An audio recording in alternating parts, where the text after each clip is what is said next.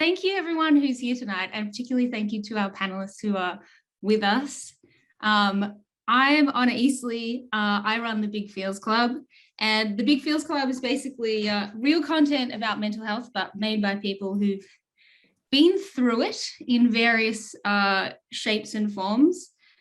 We started in 2017 in my co-conspirator and co-feeler of Feelings Graham Panther's living room with about 12 people and lots of snacks. And since then, we've made a lot of articles, podcasts, discussion spaces, all kind of exploring the life and big feelings equation. We're definitely not experts, but we are folks who come with our own experience of going through various iterations of our own madness, I would say, and find that sometimes the answer is finding other people that are asking the same big questions about how to live through it. I would also say we are also policy nerds, and that is how we have come across these fine three people that are here tonight. So we've worked in the space for quite a number of years, in particular around how do we kind of do mental health services differently, and some of the really exciting stuff that is you might not have heard of, you might not have seen, you might have like imagined, because I know I've gotten many messages over the years of people being like, when I'm really like losing it, is there like a nice farm I can go to? What, like, do those places exist? So this panel is trying to kind of shed some light on the answer to that question.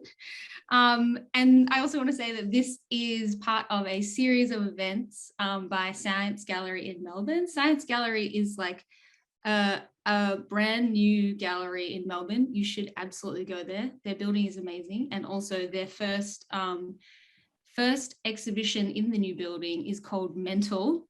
And it's really awesome. I got a chance to go see it the other day. And I would definitely recommend everyone go down and check it out. It has got 20 experimental projects from local and international artists, and it's really about looking at how we can confront societal bias and stereotypes around mental health, what mental health is, what it isn't, how it comes up in our lives.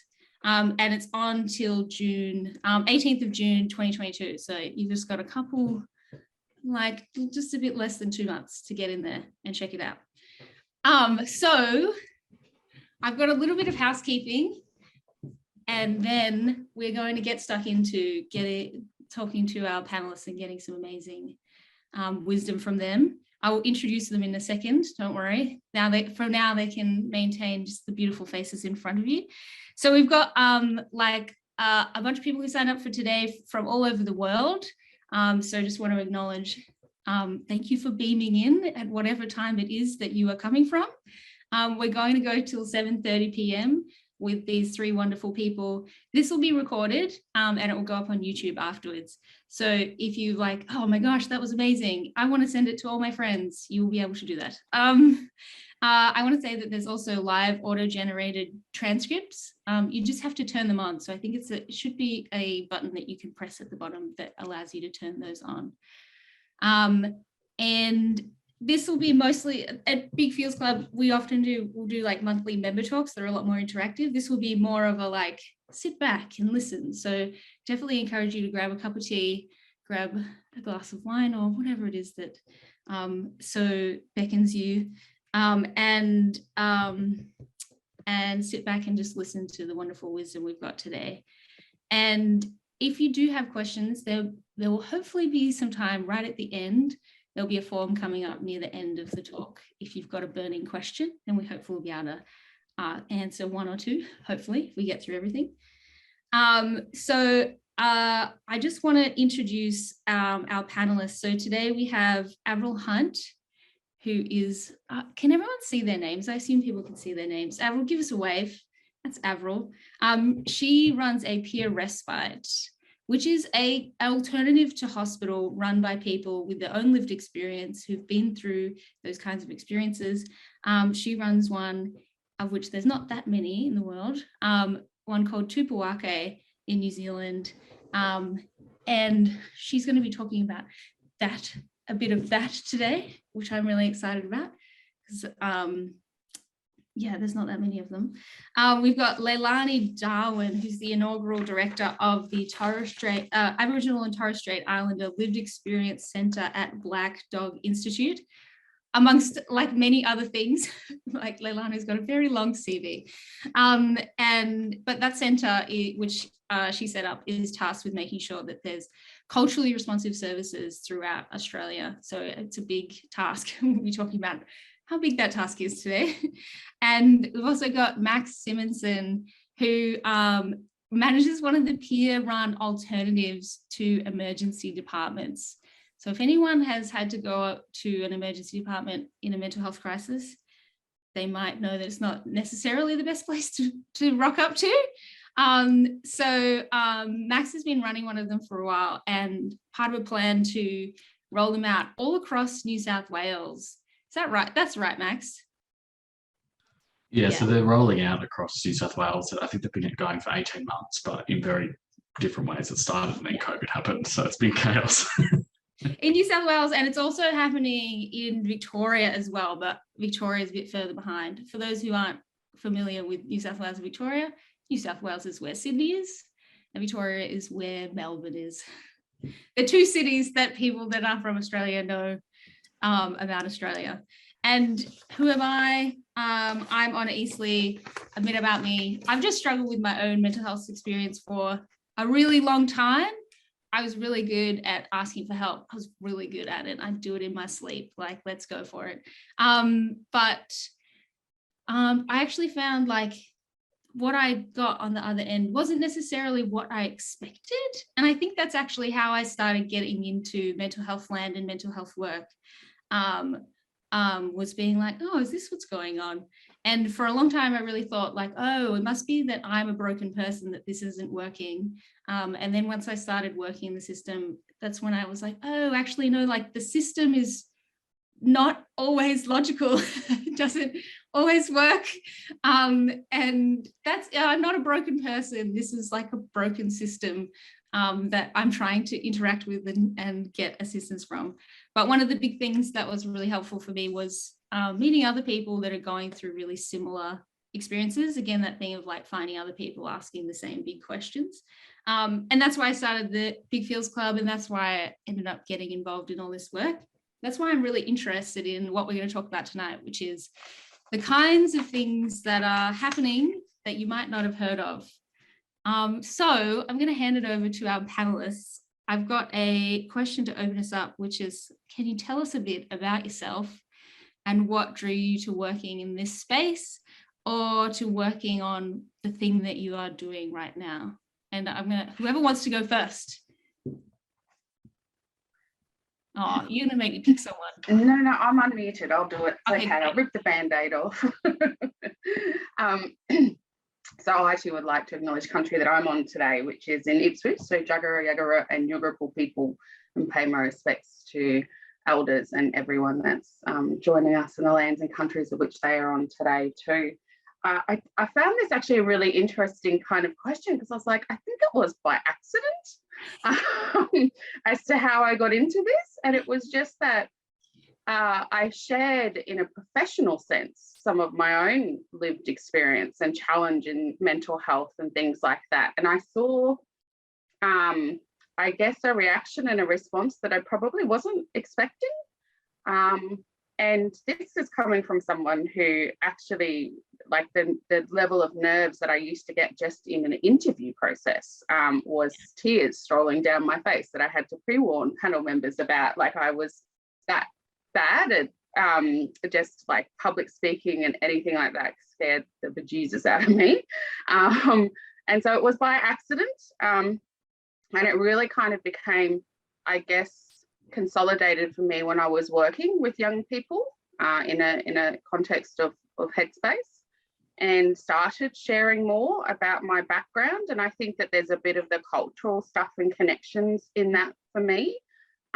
Talking about how I grew up and, you know, the not so nice things that happened, and that I'd struggled with my mental illness and lost my mum and others to suicide and had survived suicide attempts. And I saw that opened up a gate for people to actually feel a sense of comfort and safety to share with me, and it's just kind of gone from there. And that's the biggest driver for me, particularly for my people and my community, as to why I do what I do now. And it's so that they can have a voice and that they can feel heard and valued and represented, because I've been seeing for so long, I think not dissimilar to yourself, on a like the system and the many failings, and the stuff that I could see could be done to actually improve that, and the incredible courageous conversations and insights that others brought to that, which I wanted to help them be able to actually share it. So also it wasn't just me trying to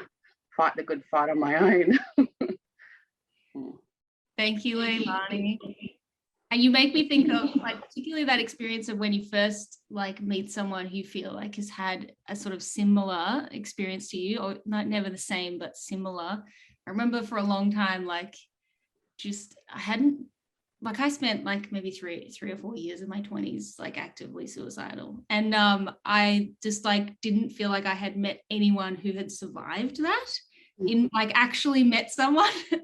And so meeting someone, I was like, oh, okay, it's possible, all right, because I was like, is it? I don't know, because like I'm getting lots of great help, but I don't know if you have been here. So anyway, you just made me think of it. Who wants to go next? Avril Max. Okay, I'll go. Yeah, some similarities actually. I guess I tried to avoid working in mental health for a while, because I was quite scared to, because I was scared that it was the scary system that I'd had a little taste of receiving services. So I didn't want to be part of working in them. But I guess what changed me was actually, it was the only job I first got when I graduated as an occupational therapist.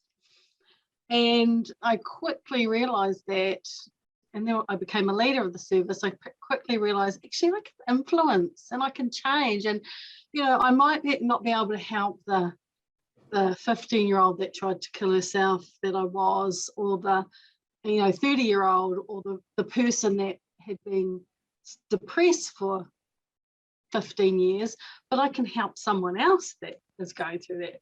So it was kind of like retrospective healing in a way, because, and it feels a bit selfish, but it's not, is I wanted to be the type of person and work in the type of service and create the type of service that helps that person that didn't get the help that she needed. And I guess it's kind of aspirational, or started being aspirational, and as I got into more senior positions and more influence, it became actually reality, that actually I can just do this, you know, once you kind of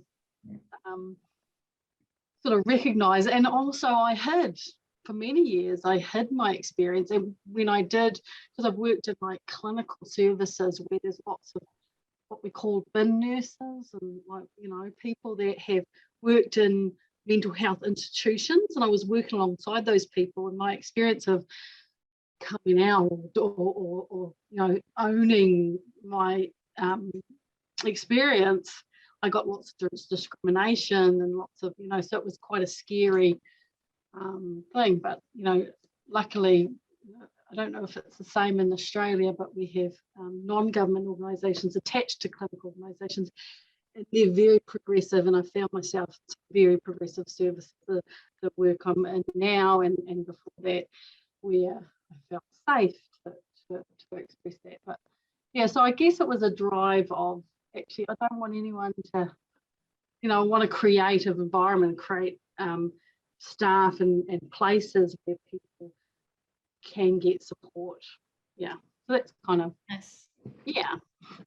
Thanks for that. And also just on the topic of like, when you say, Avril, like the institutions, most people would sort of think of that as when there were asylums, and that kind of moment, which was like the 70s, 80s kind of era.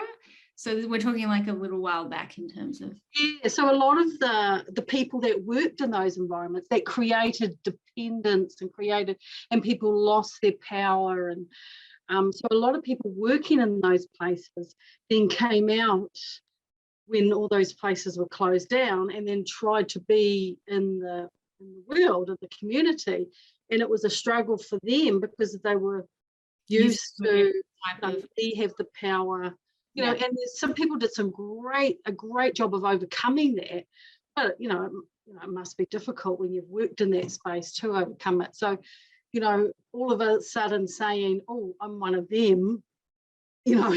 Yeah, like as in different, one of the mental patients. yeah, I'm one of those weirdos. You know, so and I say that with love. Yeah. I love weirdos. Thanks, Avril. Okay, we're gonna go to Max. Max, tell us about it. How did you get here? So yes, at the moment I'm the coordinator for Safe Haven in Cogra, and I've been working in peer roles now, I think, for almost 8 years. So I originally got into the work because there was, in the paper, surprisingly, there was an ad for a peer work opportunity in my local Headspace where I grew up. And I was like, I'm super surprised this role exists. And then on day one, I was just obsessed. I was obsessed with being able to turn a lot of my negative experiences and my learnings from my childhood and my history into ways to connect with other people and able to hold space and be with other people in those kind of dark times. Since then, I've worked across different parts of New South Wales, and I've done some different kind of advocacy stuff. But I think for me, my real passion is particularly around understanding suicide. And for me, similar, I think, onto your experience, when I first entered services, it was like a lot of what was wrong with me was very individualized. And I wish it would have saved me a lot of time if people had said, you know, when really challenging things happen to you, you tend to feel bad, or you tend to act out in a way. And I think if I'm really passionate around suicide, but around reinvigorating people's capacity for life and what life can mean and how they can live it. And my sister passed away probably about 2.5 years ago now after taking her life. And I think for me, it was obviously a massive grief, but I think there was a part in that gave me all the pieces of the suicidality experience around my own lived experience, and then bereavement. And then I felt like I didn't know whether I could work in the space again, and I don't think I could work anywhere else now. I feel like there's a fire in me around, I'm desperate to explain to people that feeling suicidal is not just a random feeling that you get struck with. A lot of things that we experience have meaning. They come from somewhere. There's a pain, there's a hurting, and it's really important to be able to sit with other people that can hold space for that can talk openly about really tough things. And I think with Safe Haven, it being kind of peer-led, the thing I love about it is often people have pretty tough experiences at emergency departments. They're not set up in any way to be therapeutic or to do any of that talking, and that was my experience. So just kind of presented. I think one time I had to wait 13 hours in the waiting room, and they had the B movie on repeat, and my mum and I had to watch it 4 times. And I think part of that experience, I was like, this can't be it, right? This cannot be what happens. How are we this far ahead? And this is the experience of you seeking care. And then I was like, where are the spaces? Where are the places to go? Surely there's people that, hubs and places to go to. So once we've landed on the Safe Haven model, I love the idea of being able to walk in somewhere and be able to just chat with people. There's not this kind of focus on assessments or let's get rid of the suicidal feelings. It's like, okay, I can hear that things are chaotic as, and you maybe just need to sit and have a coffee with someone or have someone to cry with, or, different things like that. I'm really passionate around bringing a lot of what we understand as mental health back into the human sense, less about, pathology type thing, and more that as humans we hurt when bad things happen, and that's usually how we all end up running around upset or disconnected or struggling. Yeah. Nice. Thanks, Max. Awesome. Well, I feel like that was a great intro into like what's been difficult about trying to access the system. And we're now going to go into talking about like some, what I say, optimistic things that y'all are a part of. Harry, can you just pop up the slides for a second? I'm just going to. There they are. Alrighty. Can you go to the next one? And then the next one again. All right. I just wanted to, before we move into the rest of the talk, I just kind of wanted to signpost if you need to talk, or if there's you want to, if this is kind of bringing up stuff for you. I realized I was like, oh yeah, I'm used to kind of having these conversations, but these aren't necessarily like conversations that are normalized to talk so frankly about some of these things. So one thing that we usually say is like, definitely like look after yourself during this. If it brings up things for you, maybe think about doing whatever thing it is that feels nice for yourself afterwards. And the other thing that we have is we've got this little QR code. So if you want, you can just take a little, you can use your phone, and it's got a bunch of resources. And on the Big Feels page, we've collated some of the usual suspects that you might have heard of, and then a bunch of things that you might never have heard of, and also some kind of peer-led services as well. So there's quite a variety of things in there. So definitely encourage you to use that how you see fit. And Harry, if you could go to the next slide, because we're going to start off with Avril. Avril's going to be talking about where she works. And we're going to do this, the next little section we're going to go through, we're going to talk to Avril and then Max and then Leilani around showing some of what these different things are that we're talking about. Because I feel like, you know, the example I gave earlier of like, where's the farm I can go to when like I'm losing it? We want to kind of show what some of these things look like. So Avril, can you tell us what is Tupuake? Probably in that process, what is a peer respite?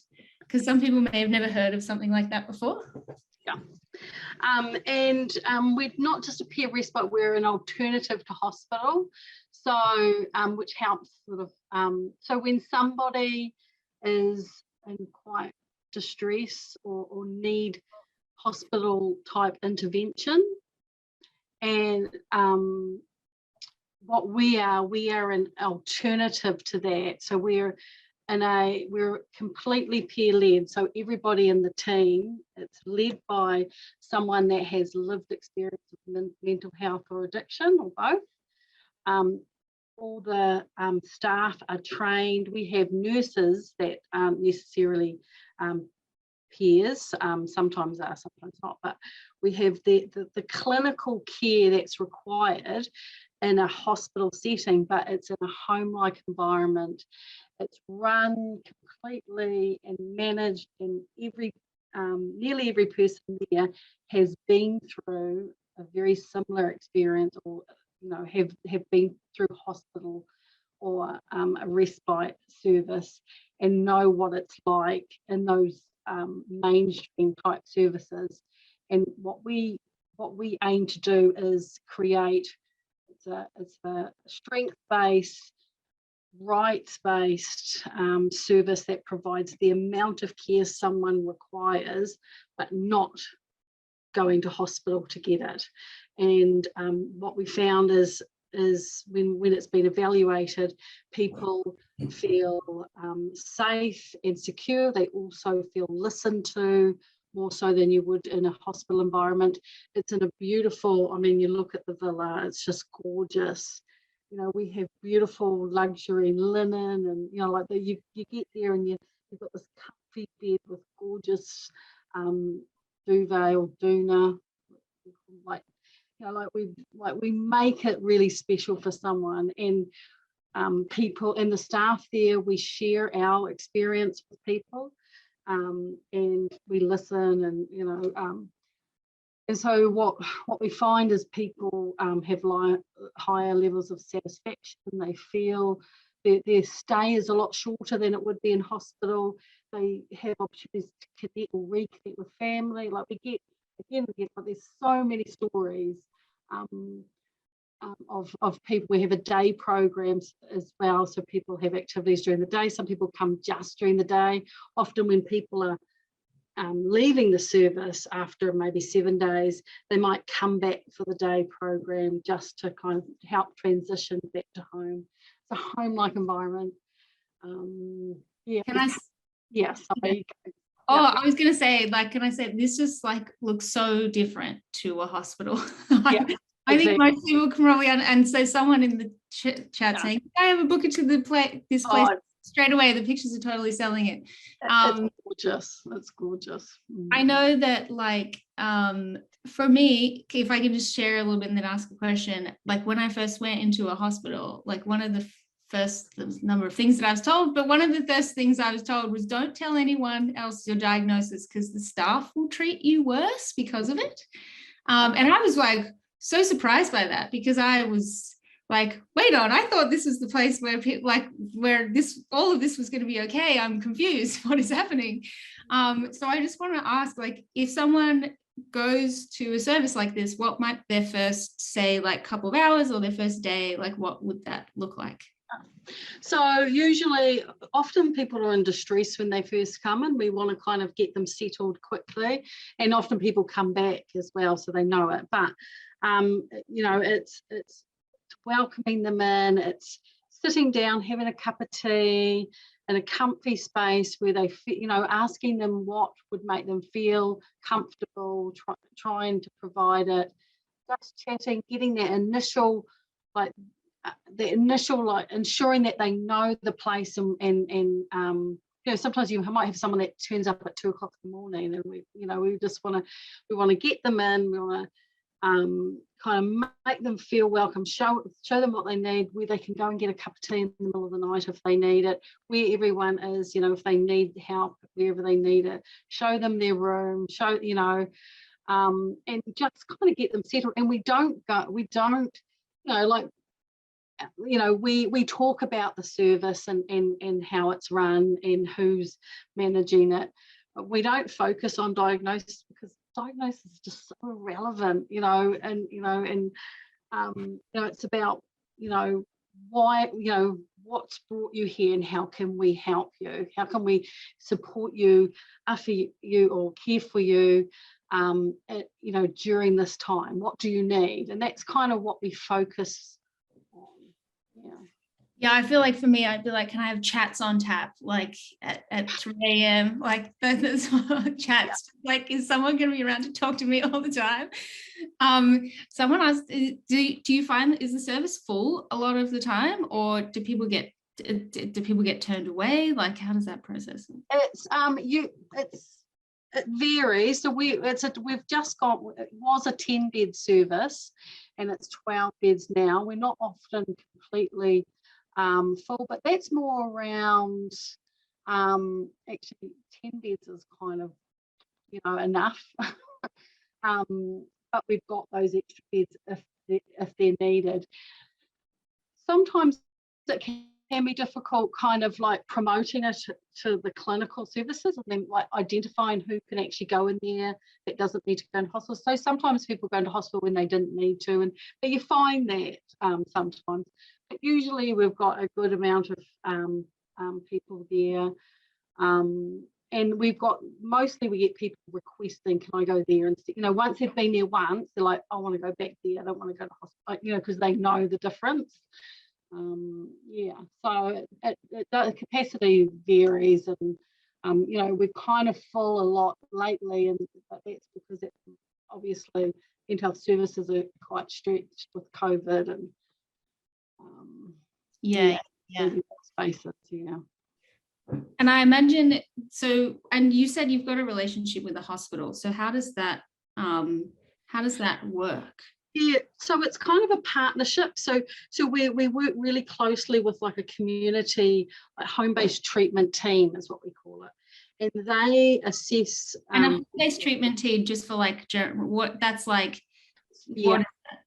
So they're clinical staff that assess, because we don't, you know, assess people's, you know, mental health. We're just there to provide support. We do have nurses there, and that's mainly because we want the nurses that are supporting around the medication rather than the peers. We want people to feel safe and comfortable, and if they don't like taking medication, we don't want the peers, you know, we want it to be a mutual relationship. Yeah, so the clinical services talk to us and we identify who is suitable for the service. It is very rare that we wouldn't have somebody, you know, very rare, like maybe once a year there might be someone that we go, okay, that person would need hospital, and we could, you know, and it's mostly around when we don't lock the door. It's we're there right in the community, so people can go off if they need to. If someone needs the security of having a door locked, then, you know, it might not be, but sometimes it works out as well. Yeah, right. Okay. And I'm going to move on because I'm just like aware of time, so we need to move on. But one thing I just want to say, which is a story I heard about another peer respite that's in New Zealand, Piripono, which is that some of the nurses who came to use the service, which they called guests, right, instead of patients, guests, enjoyed the service so much that they quit their jobs and went to go work there. Which I was like, oh, wow, that's kind of like a great indication of a service, like that people that are using it are like, this is such an awesome service, I want to work here.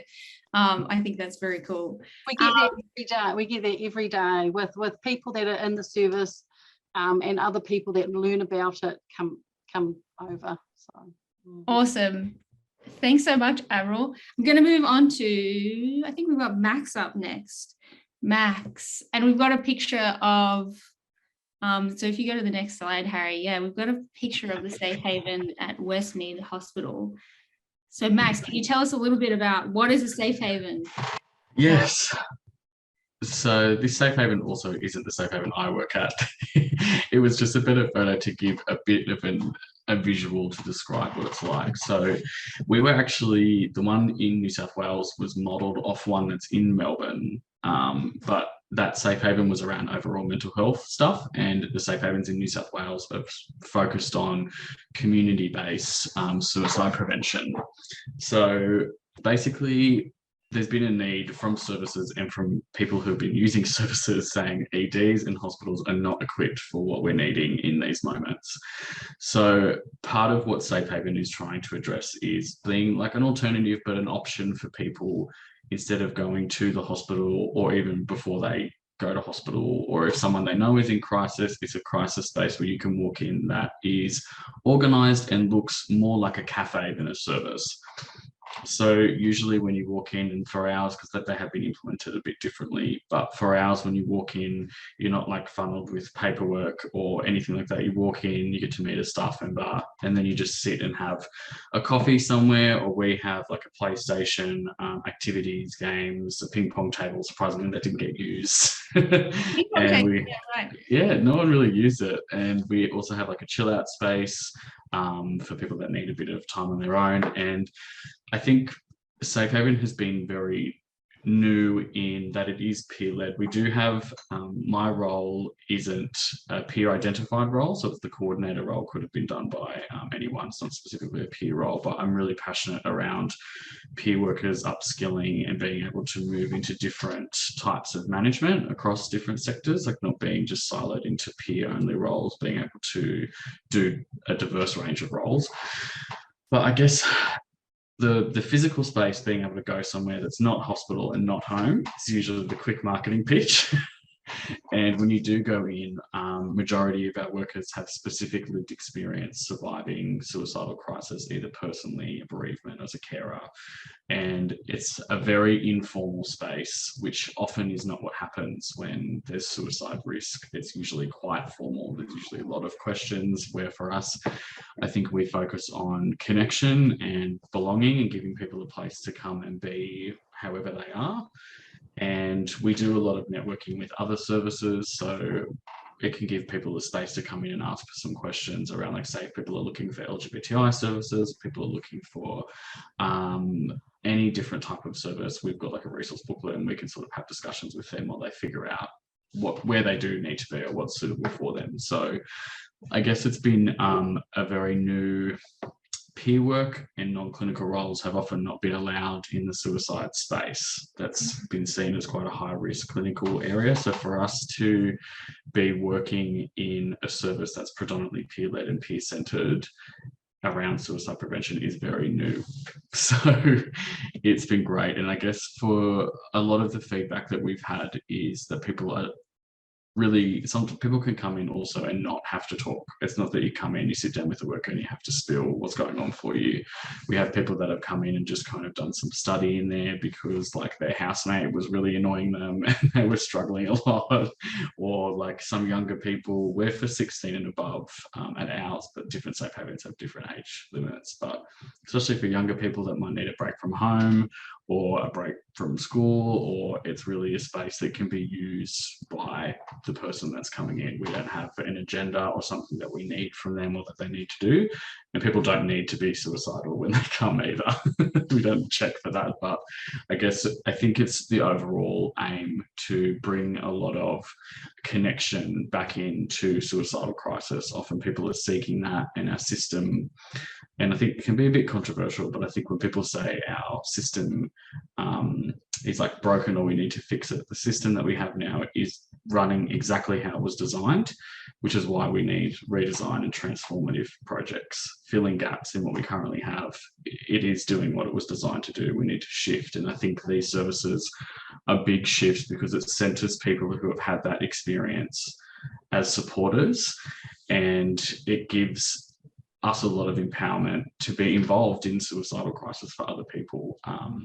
So I think I don't think it's a new thing. I think it's new to be a funded thing. I think a lot of people in their communities get centered as the suicide responder or the crisis responder, or there's someone's house that people tend to go to when they're not feeling well. And I think what we're looking at now, which I think is great, is trying to formalize those spaces and give people a space to go when they're feeling really overwhelmed. So, yeah. And that was a great summary. The other thing I was going to add, just for folks who might not know what peer work is, just to like clarify. So this has been kind of one of, like, I would say one of the big changes in the last 10 years is to have like government investment in peer-led or peer programs. Peer programs is people who support others and have their own lived experience and support from a place of having their own lived experience of mental health challenges, crisis, distress, trauma, suicidality, addiction. There's many different ways, like people kind of relate to their own lived experience in so many different ways. So I just include all of those things.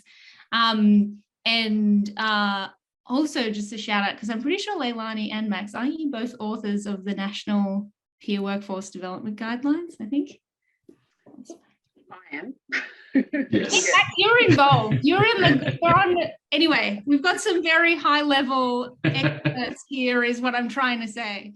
And so there's a lot of work that's happening at the moment in this space around like, well, when you actually turn something that was, as you said, Max, a kind of a community thing, like people in the community who became, the suicide crisis responses informally, into something that is funded by government or funded by other ways and is a formal service. There's lots of work that goes on in the background in that process to kind of like develop it. Yes, and I think it's probably, I do want to mention that as well, actually, because I think with services like this, often there can be funding and there can be excitement and there can be frameworks and then it can be rushed. And for us, we were lucky. My boss at the time before I kind of got onboarded, we did a very extensive co-design with people, different community groups, people with lived experience and service providers, but majority, like some of our key values that have been highlighted, have been chosen by local communities, and it really shapes the way I think safe havens need to be for and by community members. There's really not one size that fits all. And I think the models are most useful when people go out, talk to different communities around what they need, what the needs are, and then we can shape the services around what the community are needing, rather than putting in services that we think will work from a national level and trying to get everyone to respond to the same thing. So I do think a core element with peer services, but especially these services, is to have real connections with communities to find out where the gaps are, what people are needing. But ours in particular, we did a lot of co-design, which was very, very helpful, actually.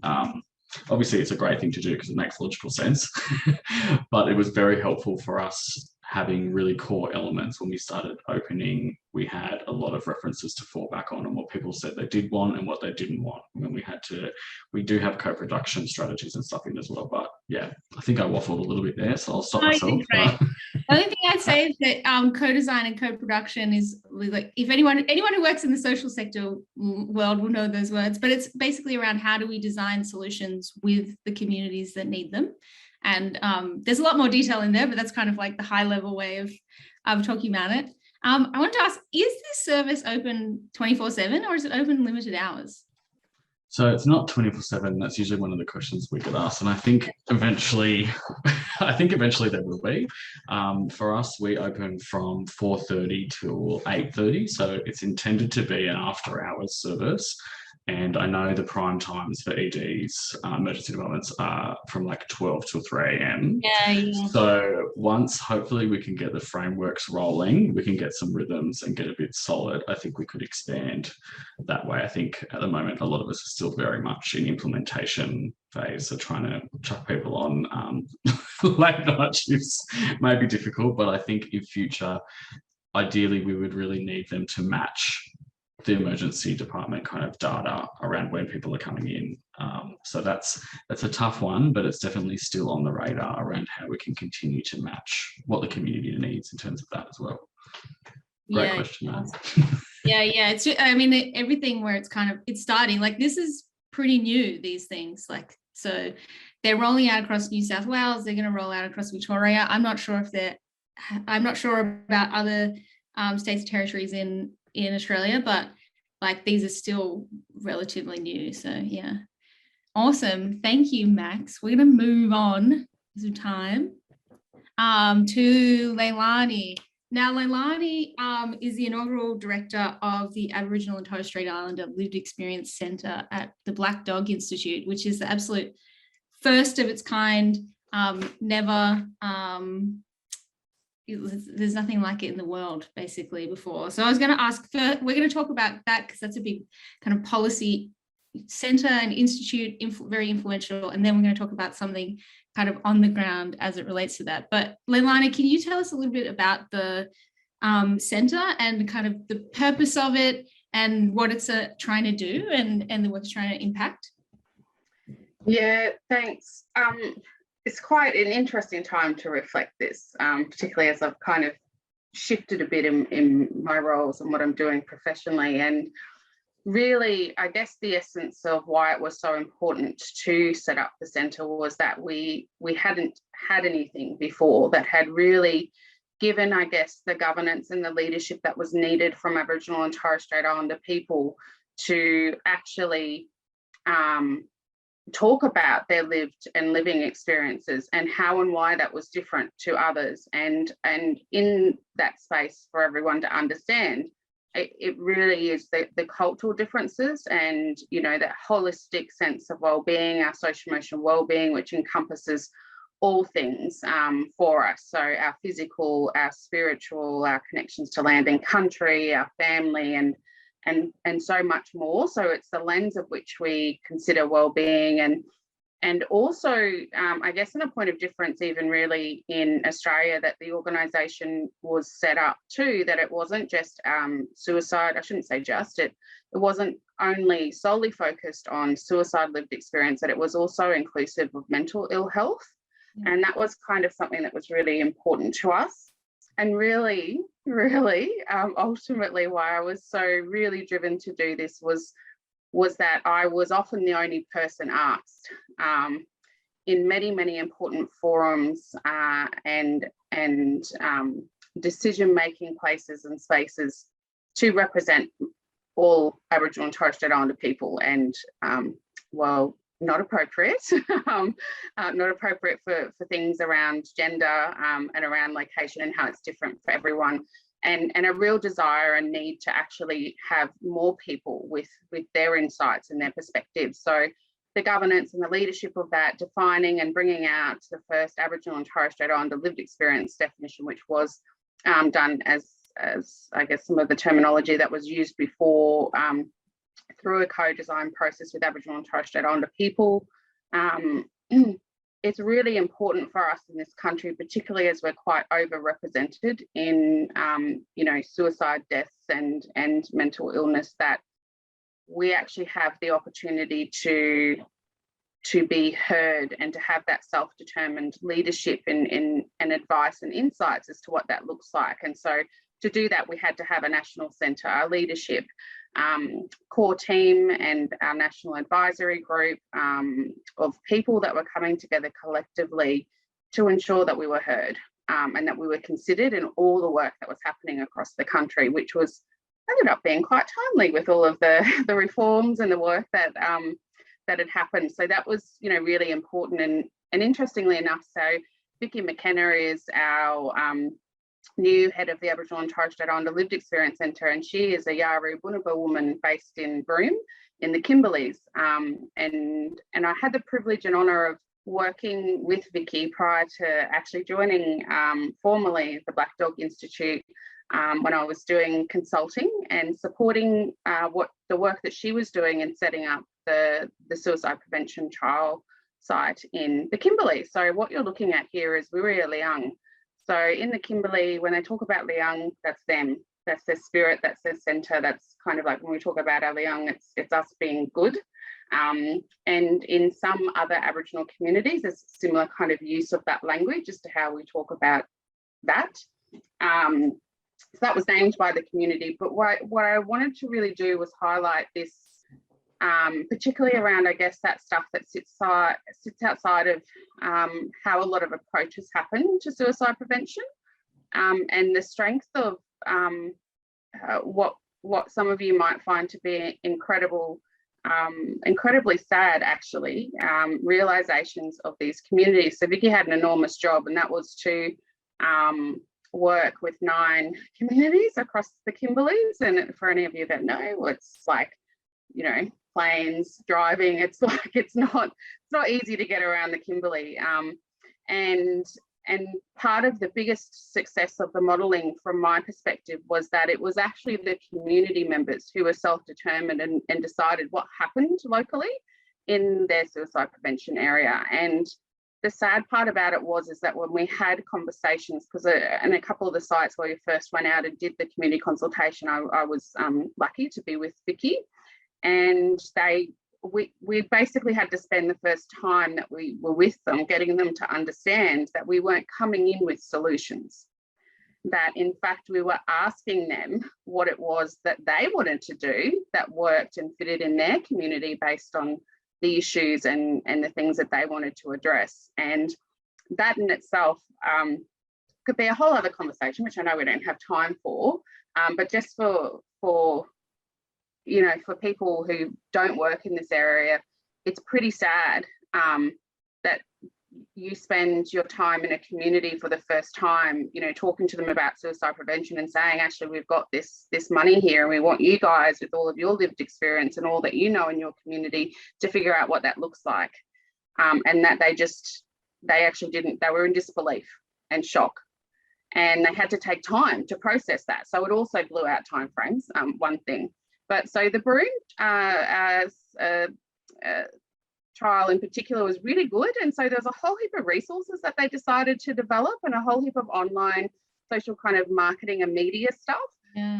And one of the things that identified is that we want to work with the local kind of like Indigenous media mob, but we want to have, it was really important for them around the visual and the connections to country and local people. So when they did those activities, they included local people from the community, and it was local imagery, and it was stuff that really talked to strengths of our culture, which is being collective and being together. And when you aren't feeling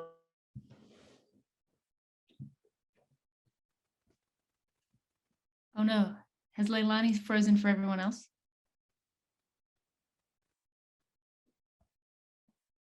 living experience can really kind of be embedded for real change, and change that most importantly is of significance for those. Oh no.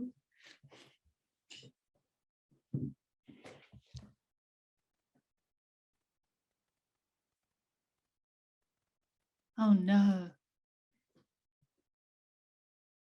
I'll tell her when she gets back next time.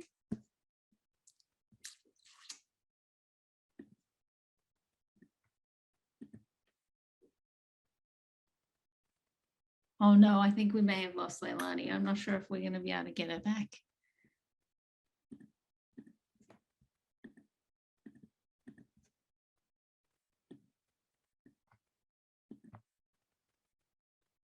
I've never had this happen before in a battle. This is interesting. Oh, we might. Okay, it looks like we've lost Leilani, but hopefully we'll be able to get her back in just a second. Like magic, the second happened and I came back.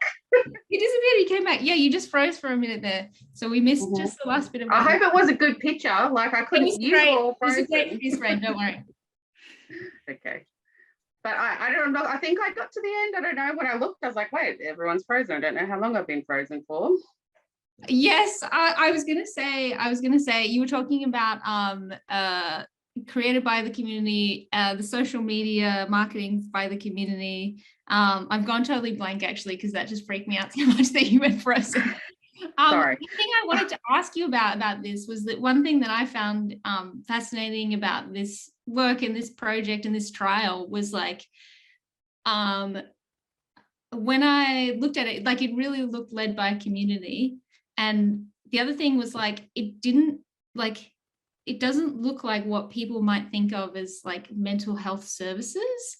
It looks like community engagement and community activity, you know, like women's weaving circles, men's yarning circles, like events at the beach, music event. Like it just really didn't look like what we think of classically as being mental health services. It looked a lot more like community engagement, and I'm trying to find words that don't sound like policy land. I was going to say enrichment, but that's the wrong word. I just mean like community connection, and like that, not focused on the individual, really focused on like how do we strengthen the community by the community.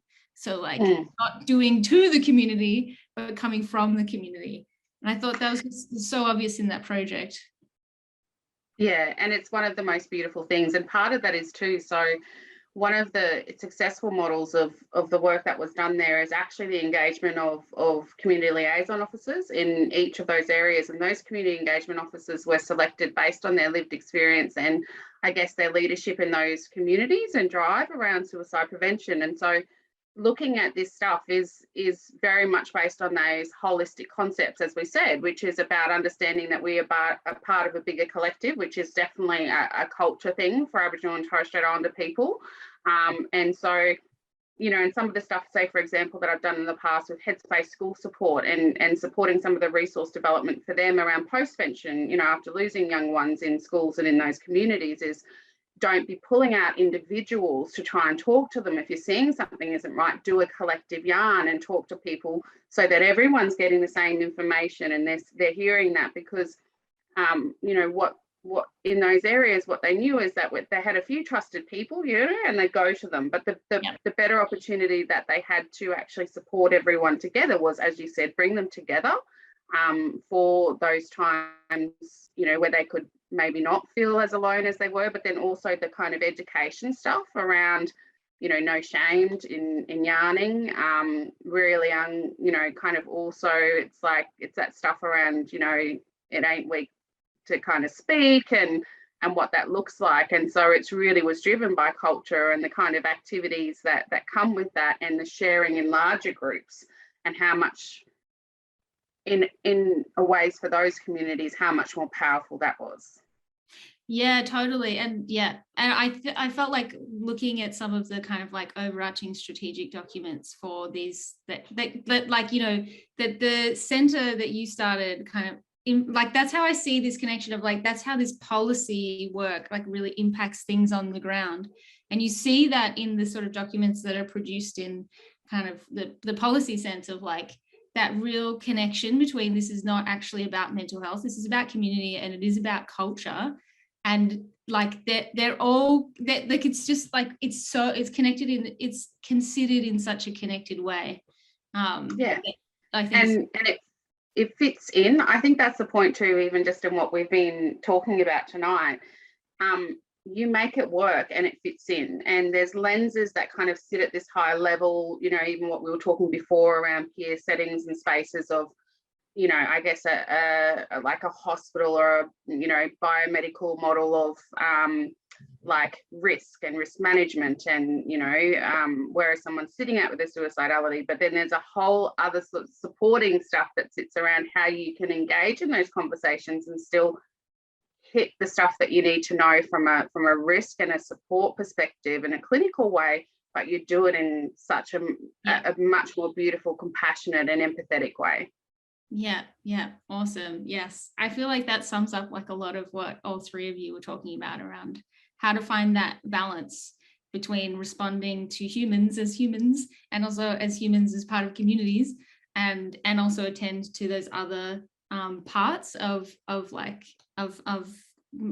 kind of traditional mental health in terms of risk and all those kinds of things. Oh my gosh, it's been such a time.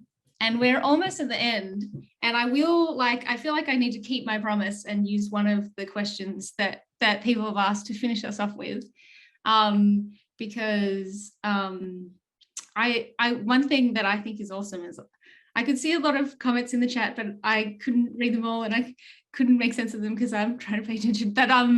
But to me, very cool to see lots of questions, because for me, in my heart of hearts, when I came across this sort of world of mental health, my thought was like, wow, this is super interesting. How come like there aren't, like, why isn't there more things that I can go to that talk about this stuff? And that's one of the kind of genesis of Big Feels Club, was like, actually, this stuff is super interesting. The work is really interesting. This isn't just about mental health systems. This is actually about social change, cultural change, and changing how we think about, understand, and respond to people in really difficult situations, from a way that like makes them, you still feel human at the end of it, I suppose is how I would put it. So I'm going to take one of the questions that has been submitted that is a positive, optimistic one, which is, to what extent have you found inspiration from other countries when developing alternative methods of mental health support? Or I'll give you another option, which is, what is something that you've found along your way that has been a real source of inspiration in the work that you've done?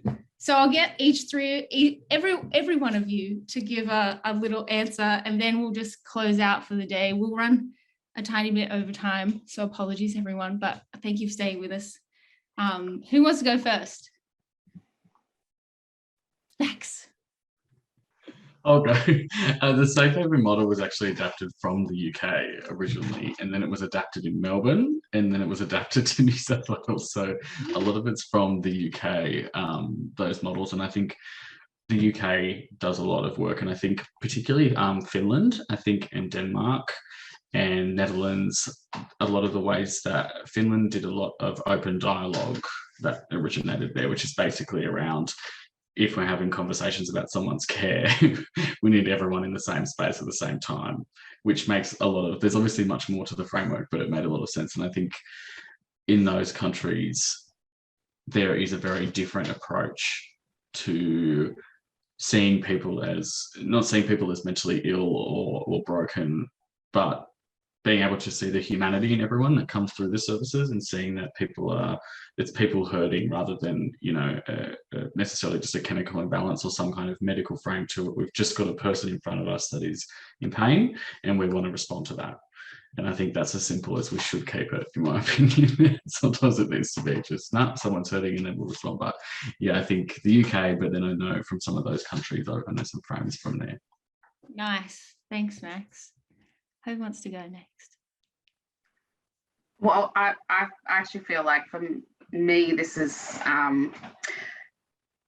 an easier question, because actually First Nations communities across the whole country really connect and inspire us. And having been quite privileged to be a part of, you know, the World Indigenous Suicide Prevention conferences that have, you know, kind of that we've been able to be a part of and you know, have here in Australia. And you know, it was a little bit of an alternative format in Canada, but that's, you know, kind of now happening.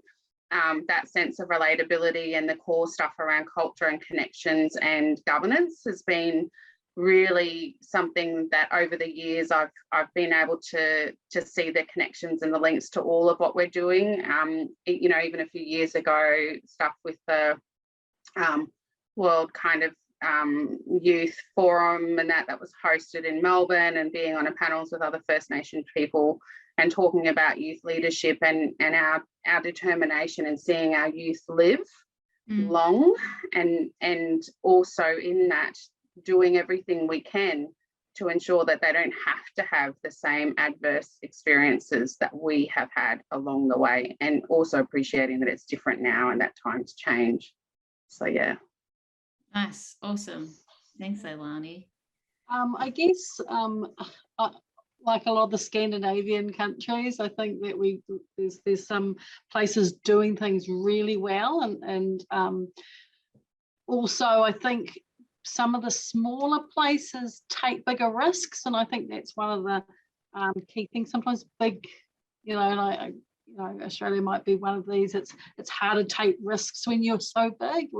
But some of the smaller, like finding little pockets of things in different places, and so even some places in Australia they're doing some little things and elsewhere. So it's not really looking at a country as such, but oh, what's happening in this region, in this place. But yeah, there's lots of places all over the world doing things a little bit different. And if we don't look outward, it's, you know, we tend to get a bit stale, I guess. Yeah, nice, awesome. And last up, as we kind of close out, I just want to make sure like folks have, because there's been lots of questions that not everyone else has been able to answer. So I want to ask, how do we find you or your thing or anything else that you might like to point people to?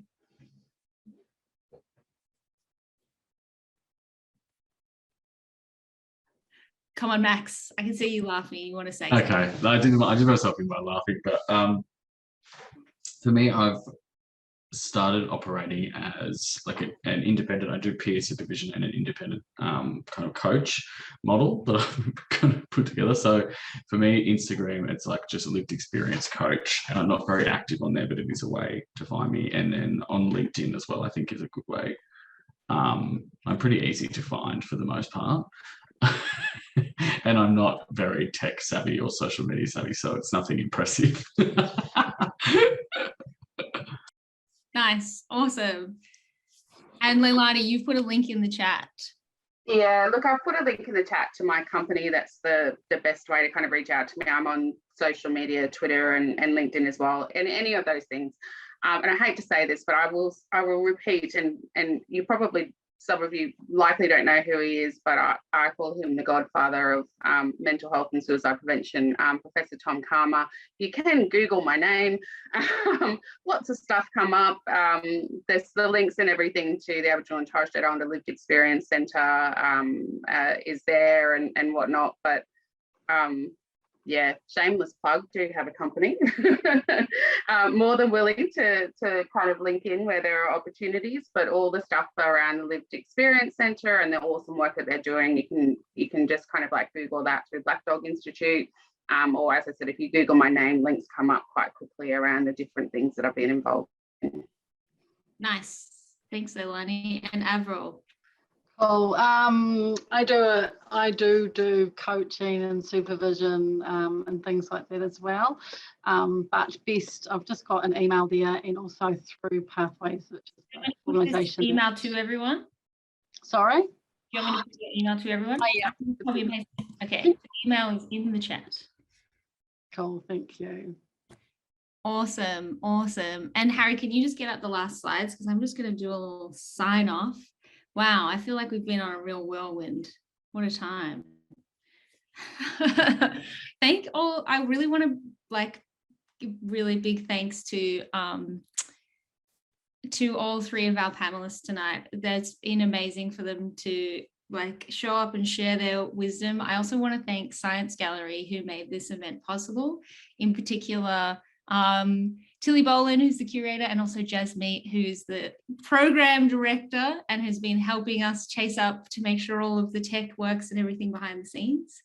I want to do a little shout out that next time on Saturday, we are doing one of these, but in person at Science Gallery. So I definitely recommend coming on. We're going to have Mary O'Hagan, who is an absolute badass and is another Kiwi that we've managed to convince to come over to Australia, and is the new director of lived experience in the Victorian government. So is in charge of like the peer respite that's going to be set up in Victoria. That was one of the big recommendations that's come out recently.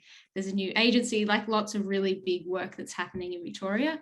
Heather Pickard, who is also a legend and is the CEO of the Self-Help Addiction Resource Centre, which is a completely peer-led addictions agency. They run lots of things, but including like they've run for a very long time, like residential programs for people kind of working through addiction, that they end up living there in houses for sometimes like a year or more. So like a very kind of like different kind of service, kind of amazing. And we've got the wonderful Amy Davis, who's coming down from Canberra and who runs one of the Alternatives to Suicide groups. And Alternatives to Suicide is a model that's from the US, from Western Massachusetts. And it's a very grassroots model that has come over to Australia reasonably recently around how do we do kind of peer support around suicidality in a bit of a different way. So please come along for that. After that, we've got, if you go to the next one, next slide, we're going to have a workshop with an artist cartoonist friend of mine to kind of process our feelings. But do come along, because the other thing I think that you should do is come see the exhibition at Science Gallery. So there's an exhibition called Mental that I mentioned up the top. It's a really incredible exhibition. I got to see it the other day. And so please come for the panel and then get a coffee, go around the exhibition and really like get in touch with all the work there, because it's this really, really amazing, insightful stuff trying to, I'd say, like really get you to think around what are our ideas around mental health, which is very, very cool. And also you can find, if you go to the next slide, you can always find us, Big Feels Club, bigfeels.club. One of the best ways to stay in touch with us, because we have an anxious avoidant relationship with social media, is to sign up to, we've got like a fortnightly newsletter, and that's kind of like the best way to sign up to things. We're always putting out some answer to the life plus feelings equation out there. And it's all real content about mental health made by people who've been there. And we also do like monthly member meetups and stuff, which are very fun. And last but not least, I just want to go to the next slide and say that, as I said up the top, some of these conversations can really bring up things for folks, which is totally normal. Particularly if you might be thinking around like what your experiences were like in the mental health system and how they weren't ideal. And there's a bunch of resources there. So you can use that QR code. There's all the usual suspects, as well as probably a few things that you won't have heard of. So definitely encourage you, if you need to use some of those services, or to just kind of like take a moment to check in with yourself and kind of look after yourself. And the very last thing is just that we have a very short 2-question survey. So we like to get feedback on what we're doing, what worked well, what could have been different. So please, there's that QR code there, and we do read those and we take them seriously. And it really helps us to kind of frame what we're doing. That is all for today. So I just wanted to say a really big, I wish we were in person, because if we were, I feel like there would be massive applause. for all of you folks. So thank you so much to our panelists and to Science Gallery, and also to everyone who joined in, particularly who are still here a little bit after when we were planning to finish. There was just a lot to get through. So it's been really awesome, and thank you so much for all of your time and energy and wisdom. Thank you.